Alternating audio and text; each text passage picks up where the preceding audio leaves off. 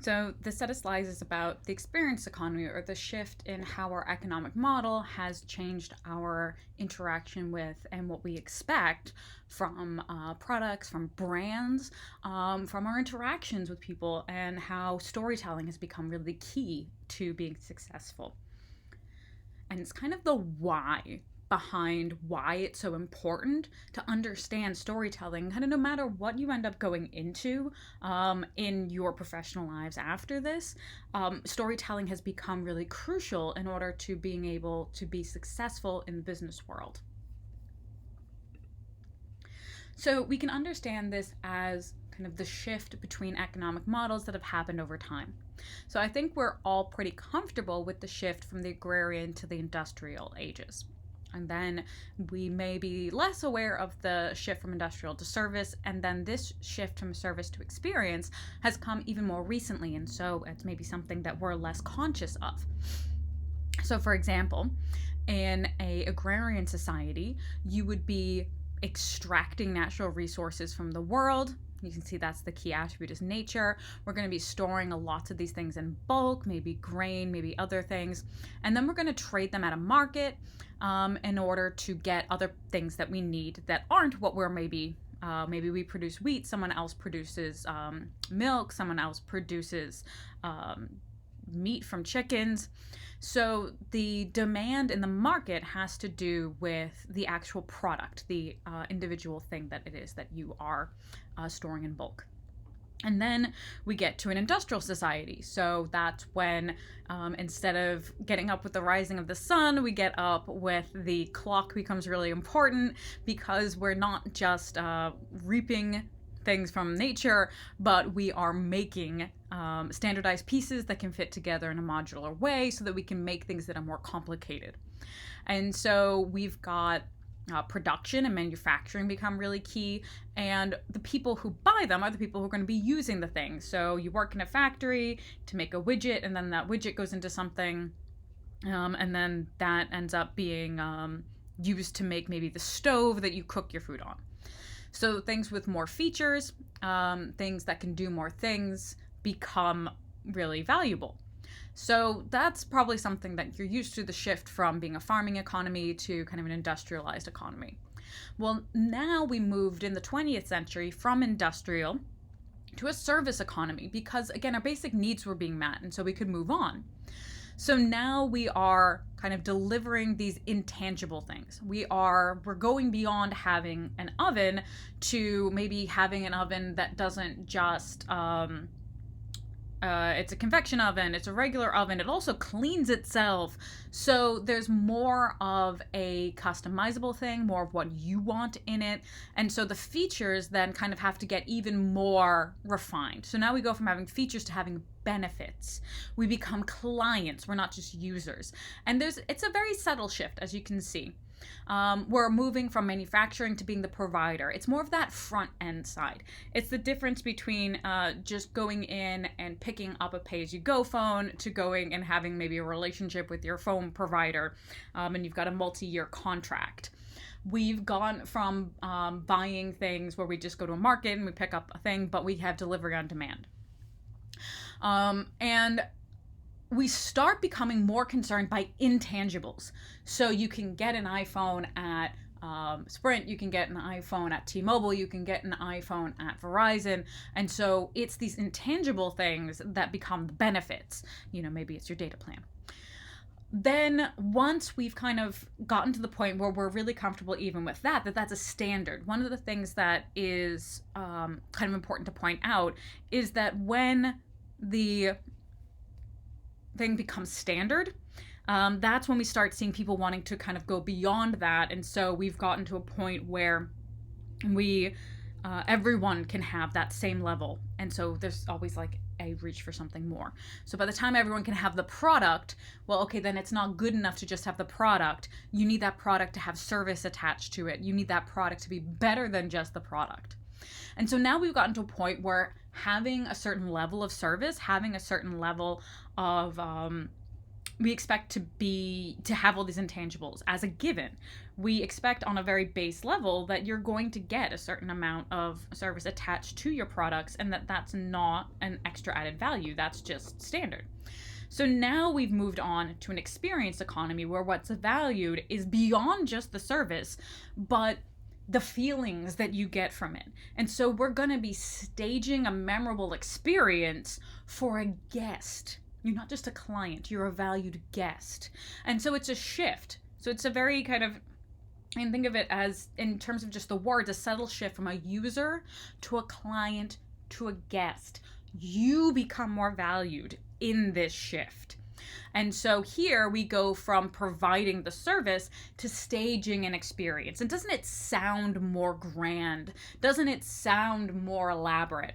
Because it is. And so what you're interested in isn't just the features and benefits, but what feeling does it give me? How do I project myself into this object? And in terms of, delivery on demand, that's expected. That's a given. You're going to give me the thing when I want it. But here we have something that is so refined and so elegant that is revealing itself to you over time. Its benefit is not visible right at the moment of purchase, but it becomes more as you go on. And so we're not just customizing, it's personal to you. You become more centered as we move from an agrarian to an industrial to a service to an experience economy. It's all about the person who's going to be using this product. So we'll get into some concrete examples. But it's important to note that now it's not enough just to be functional in an experience economy. We expect functional. Functional is like, okay, great, you can get your toe in the door. We're not opening the door for functional. We need to evoke emotions, and we need to provide a satisfying experience, and that's where storytelling comes in. And that's why it's so key to become good storytellers, to understand the basics of storytelling so you can deploy them in a way that's really useful to you, your client, whoever it is that you are developing these stories for. So we're foregrounding the user, the viewer, the reader. You see a lot about user experience, and it started off with, again, kind of computer design, functional product design, but now we see user experience crossing all kinds of boards. Yes, we see it in web design, but it's just as important to have a good user experience if you are working in a coffee shop.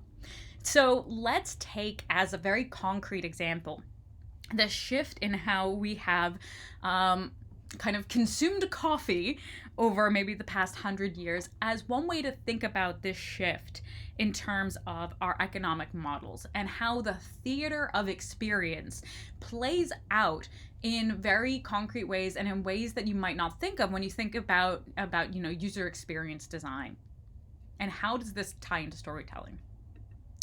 So let's real quick just take a look at this image. So thinking about the shift, we're thinking about going from a commodity, coffee beans being produced, supply and demand, how much coffee beans can we produce in order to get the demand for coffee. Well, we've got that solved. That's not a problem anymore. In fact, now we just want to make sure we get fair trade, that we're giving people enough money. And so as you can see, as there is more value in terms of the design of the product and how it's packaged to the person who's using it, we get price going up.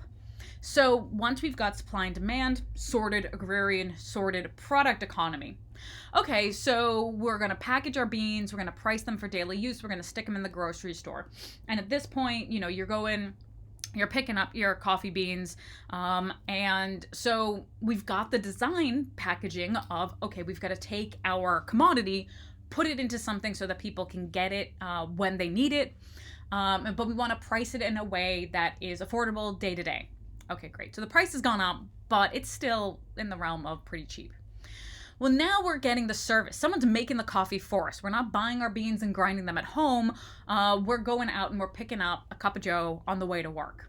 So no frills, deli coffee. It's priced for convenience. There's nothing really. It's just a plain paper cup, a lid that functions and hopefully doesn't scald you with hot water. Not guaranteed, but you are getting some service. Someone is doing the grinding for you. They're doing the drip percolation, or however they're making the coffee. If they're making espresso, they're putting it through the grinder, they're tamping it, they're doing all that good stuff. but they're giving it to you on the quick, and it's in and out. You get the thing, and then you move on. Well, how do we charge more for that? How do we make sure that people are going to pay a good markup on that? Because you're not making a huge markup on that service coffee. All right, let's go for Starbucks. We get a higher price for Starbucks, but you're not just paying for better coffee, because, like, let's be honest, how much better is the coffee at Starbucks? You're paying for ambient, you're paying to personalize your coffee. You get to choose your milk, you get to choose how hot your coffee is, how hot your foam or your steam is. You get to choose if you get extra add-ins. You're going to be paying for those add-ins one at a time if you buy your deli coffee. It's just built into the Starbucks experience. So when you go into Starbucks, it's not just about getting your coffee and getting out.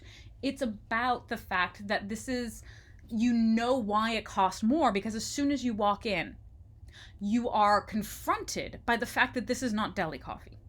You understand that this is something that is a little bit above that.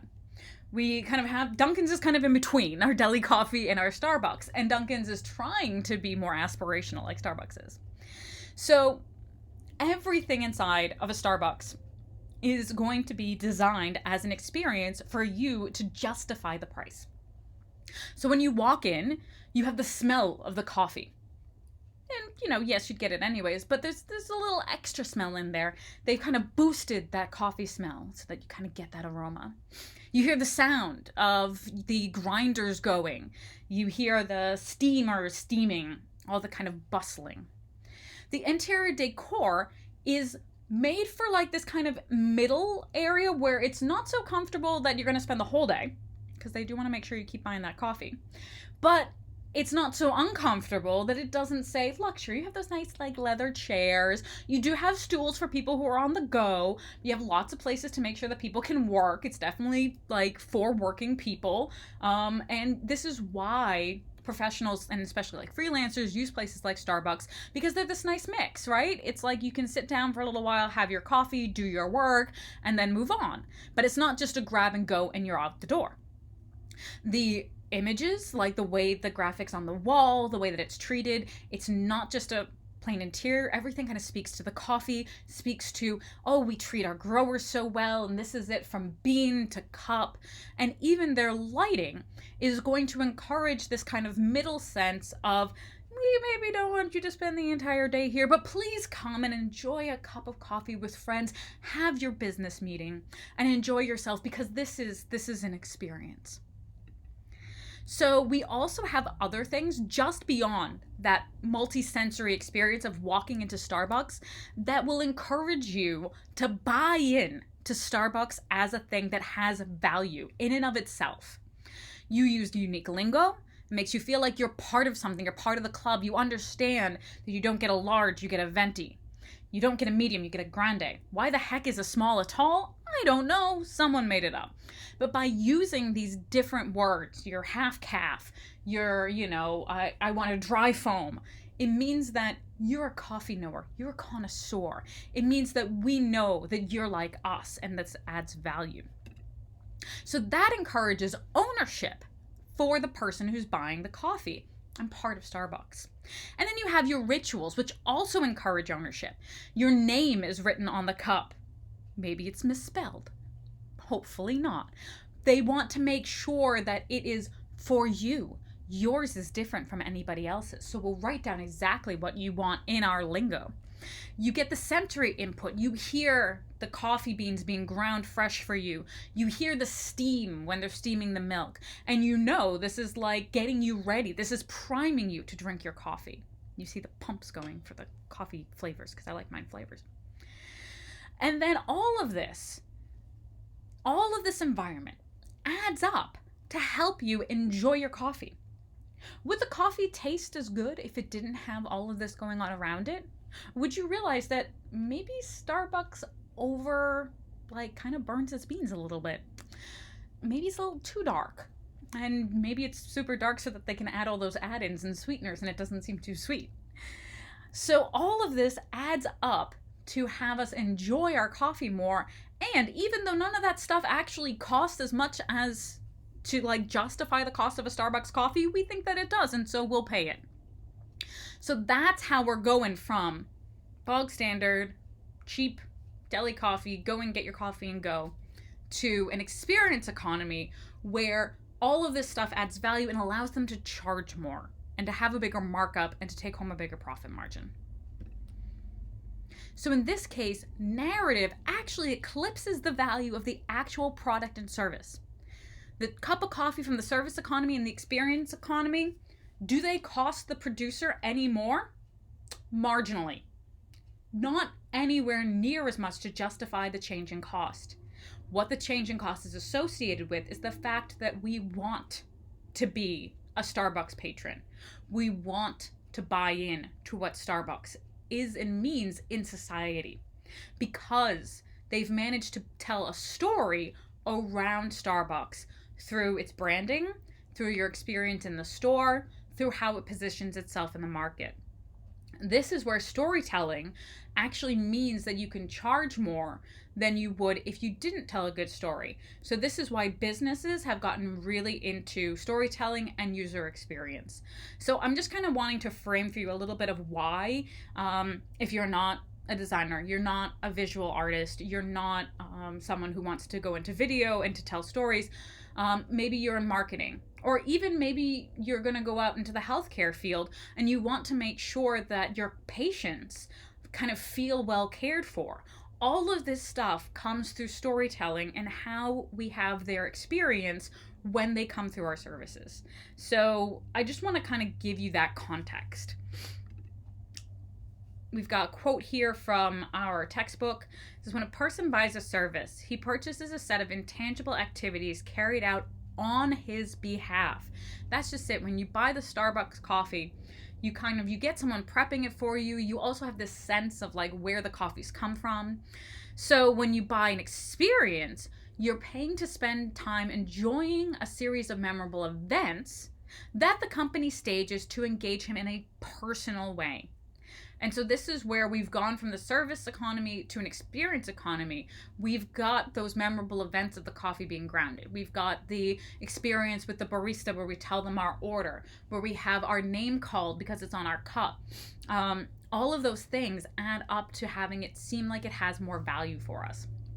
Or to go for one last illustration from the book, moving from our commodity to our experience, if we had a lollipop, rather than a coffee, maybe you're not a coffee person. Our commodity is corn syrup and food coloring. That's all a lollipop really is. How much is that actually worth?